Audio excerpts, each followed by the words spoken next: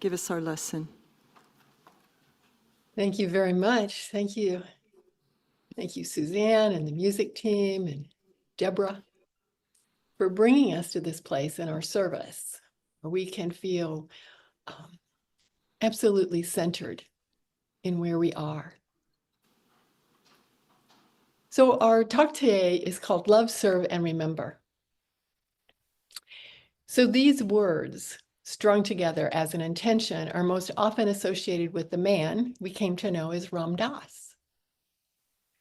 Now, Ram Dass moved from being known through his connection with psychedelic drugs to become an American spiritual teacher, a guru of modern yoga, a psychologist, and a writer.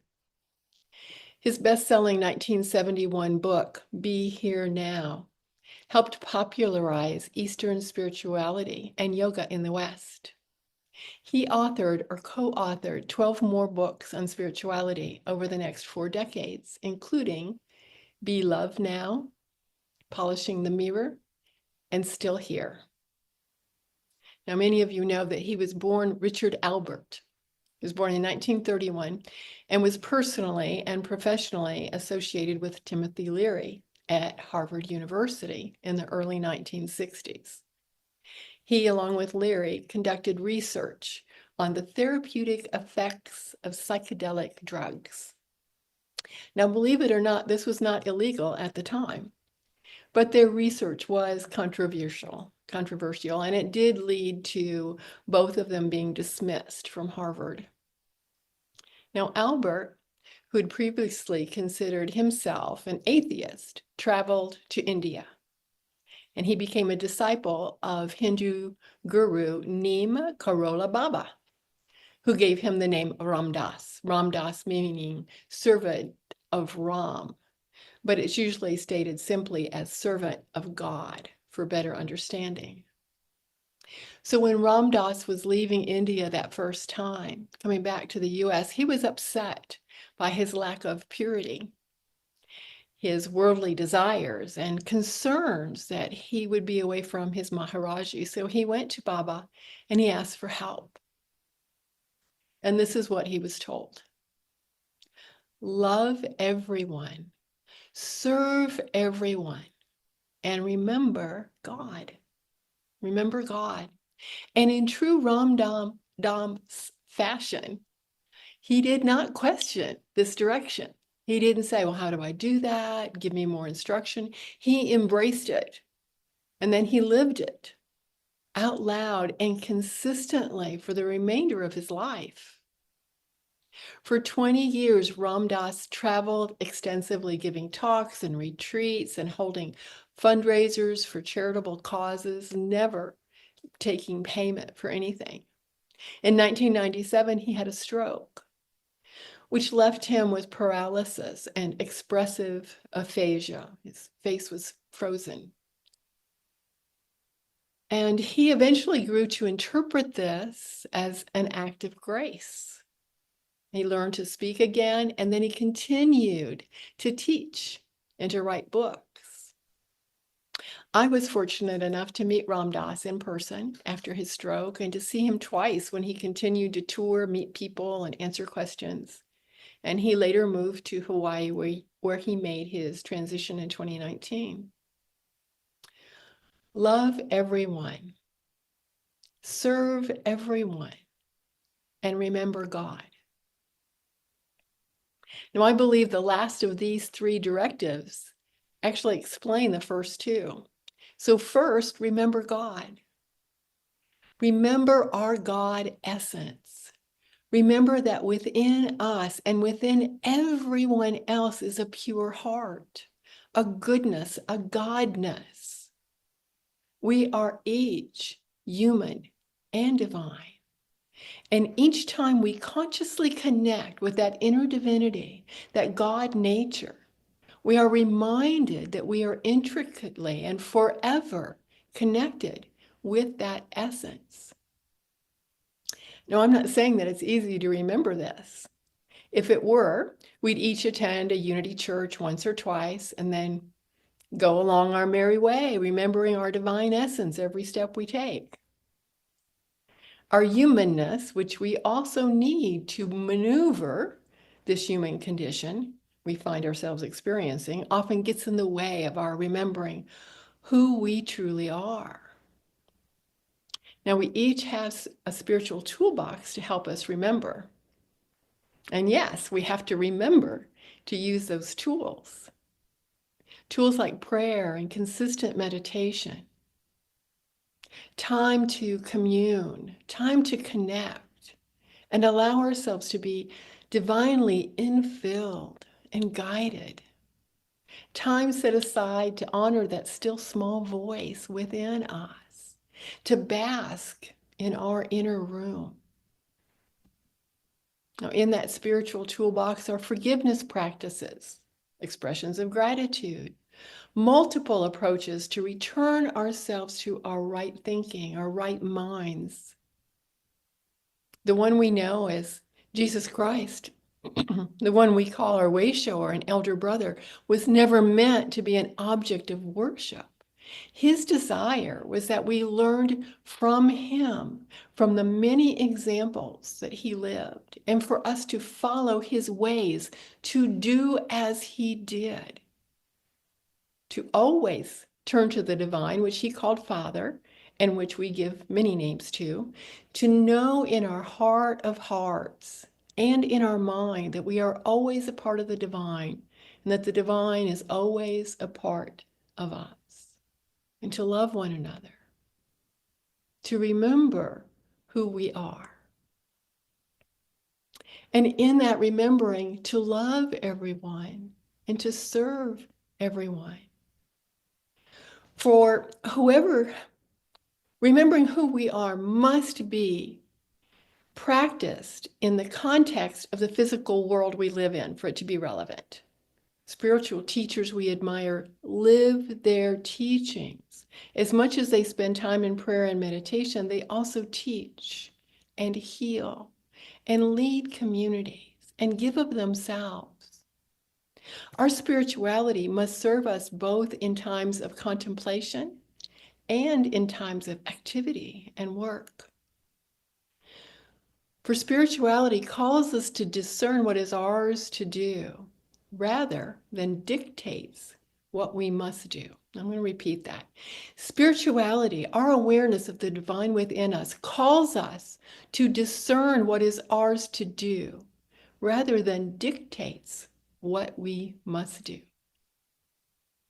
In our quiet time, in that time of turning within, we seek guidance that is within us. And we learn to recognize and to discard the voices that are based in our ego or from the source of fear. And when guidance becomes clear about the action we are truly called to take, our remembering who we are emboldens us and strengthens us to act upon our beliefs in a way suited to our abilities. Remembering our true nature is the foundation we stand on as we become agents of change. For the world is constantly changing. So what changes do we accept and which do we try to transform? This question greets us every day. And each of us hears a unique response from deep within us. Now, the world can be overwhelming. I am only one out of more than 7 billion people. I live where I live. I know what I know. I can do what I can do. You are only one out of more than 7 billion people. You live where you live. You know what you know. You can do what you can do. Well, spiritual teachers throughout history, even those now using the internet, can never touch every single person. We serve where we are, utilizing what is within us and available to us. And yet the world is a different place because of what we bring. It may feel imperceptible, but the universe bears the imprint of each being. The universe bears the imprint of you. Spirituality calls us to give what is ours to give and to serve where we are, without knowing the ripples that radiate out from each action. Just because you can't do everything is not a reason to neglect what you can do, what we can do. Just because you are only one voice is not a reason to not speak words of love and truth. For we are not alone. Remember, there are more than 7 billion other people. And there is a unifying and eternal divine energy available to each one of us.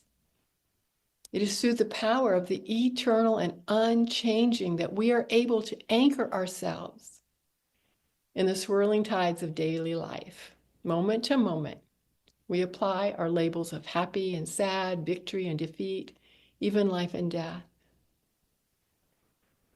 Whether you perceive the tide is rising or receding, whether you think things are improving or not looking all that great at the moment, you trust the upward evolution of consciousness to move humanity beyond the labels in the direction of love. Through you and through me. You are here to be the uniquely radiant expression of spirit you were created to be. Doing what is yours to do, giving what is yours to give, and gratefully finding beauty in each day.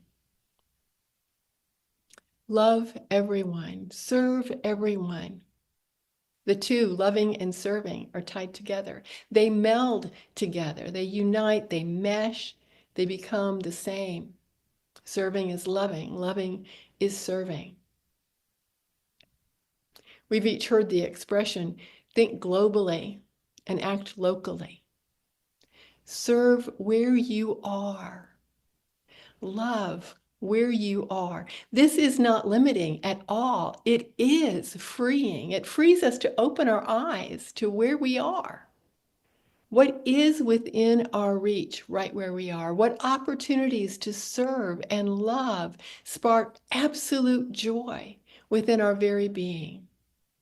What sparks absolute joy within you?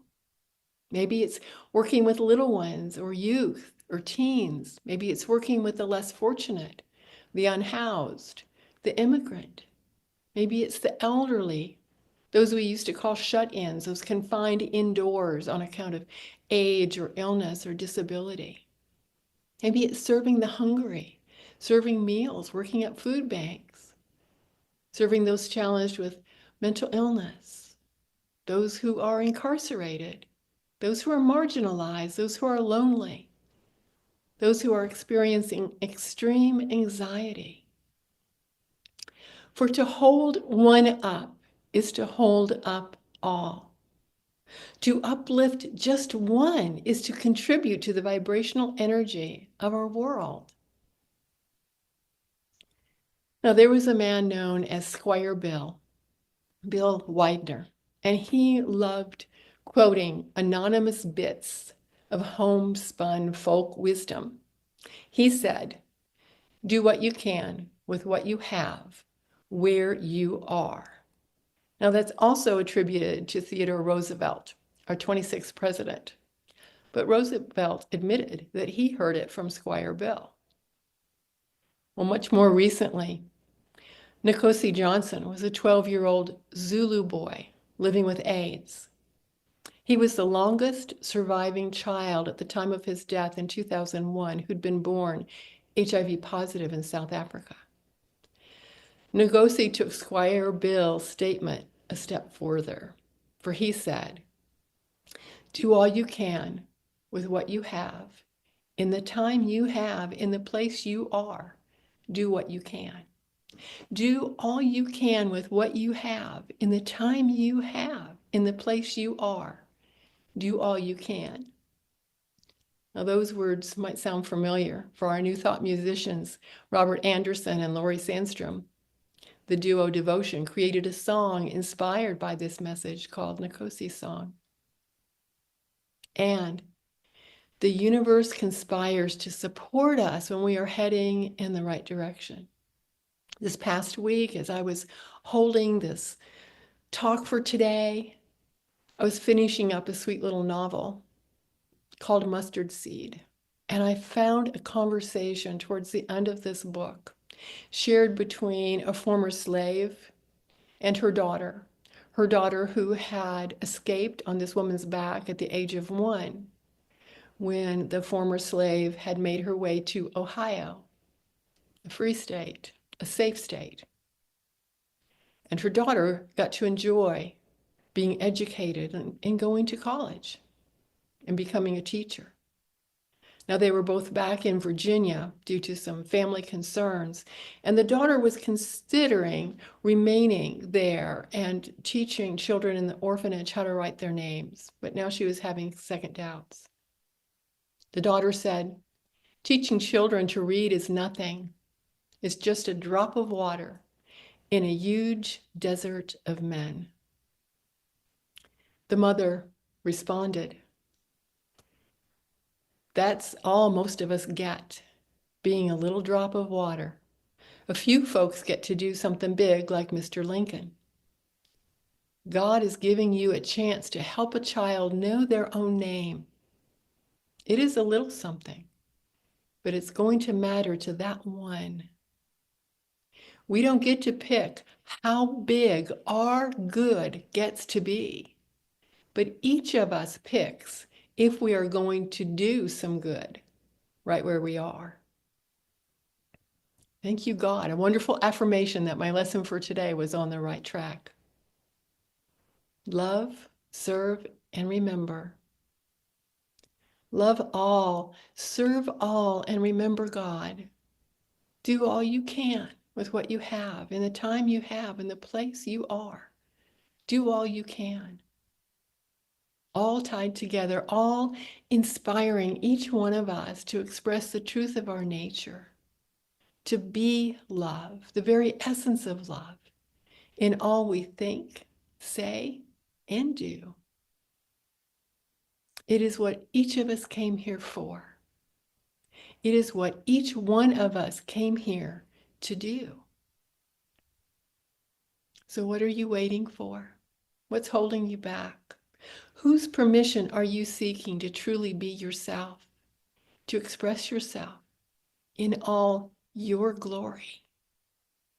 You are here to be the uniquely radiant expression of spirit you were created to be, doing what is yours to do, giving what is yours to give, and gratefully expressing your divinity each day. There are no limits, and there are no exceptions. Love, serve, and remember.